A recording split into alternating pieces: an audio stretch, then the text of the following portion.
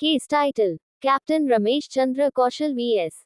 Mrs. Veena Kaushal and others. Citation and date of judgment. Citation: A 1978 SC 1807. 1978 4 S C C 70. Date of judgment: April 27, 1978.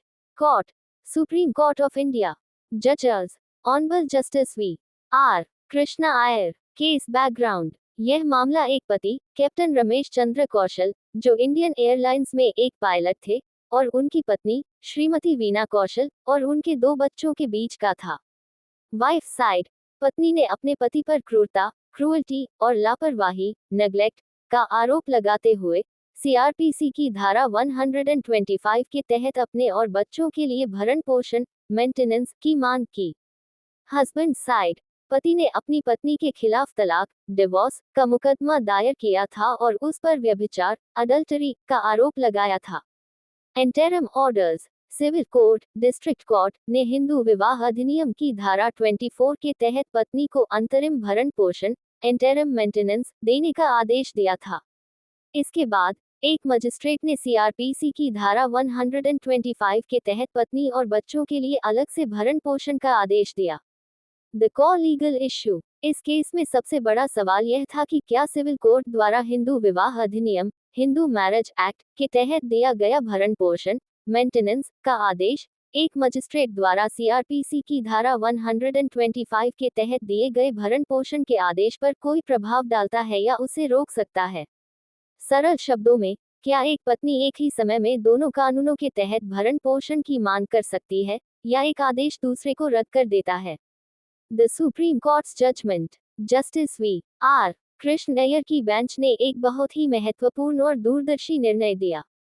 Court ने कहा, distinct provisions: CrPC की धारा 125 और हिंदू विवाह अधिनियम के तहत भरण पोषण की मांग करने वाले प्रावधान अलग-अलग और स्वतंत्र, डिस्टिंक्ट एंड इंडिपेंडेंट हैं।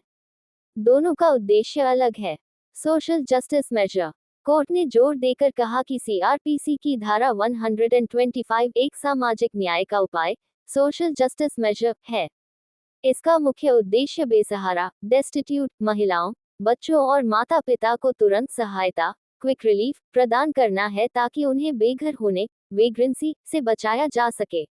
नो बा: सिविल कोर्ट द्वारा दिए गए भरण पोषण के आदेश से मजिस्ट्रेट को सीआरपीसी की धारा 125 के तहत अलग से आदेश देने से नहीं रोका जा सकता।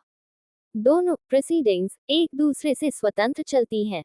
मैजिस्ट्रेट्स डिस्क्रेशन: कोर्ट ने यह भी स्पष्ट किया कि मजिस्ट्रेट सिविल कोर्ट द्वारा तय की गई राशि से बंधा नहीं है। वह अपने सामने पेश किए गए सबूतों के आधार पर एक अलग राशि निर्धारित कर सकता है। सिग्निफिकेंस ऑफ द जजमेंट: यह निर्णय भारतीय कानूनी इतिहास में एक मील का पत्थर, माइलस्टोन माना जाता है। इसने क्लैरिफाइड द लॉ: ये स्पष्ट कर दिया कि सीआरपीसी की धारा 125 का उद्देश्य सामाजिक और मानवीय है, और यह सिविल कानूनों से अलग है।